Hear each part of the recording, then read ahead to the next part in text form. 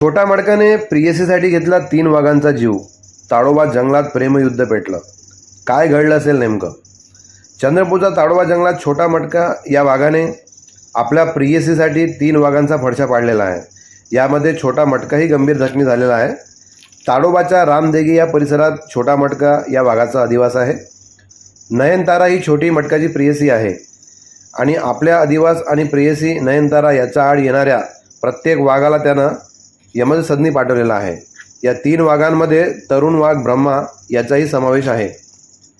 प्रेयसीसाठी तुल्यबळ अशा 3 नर वाघांना संपवण्याची ही राज्यातील कदाचित पहिलीच घटना असेल. छोटा मटकाने आजवर आपल्या क्षेत्रात कुणाचीही गय केलेली नाही.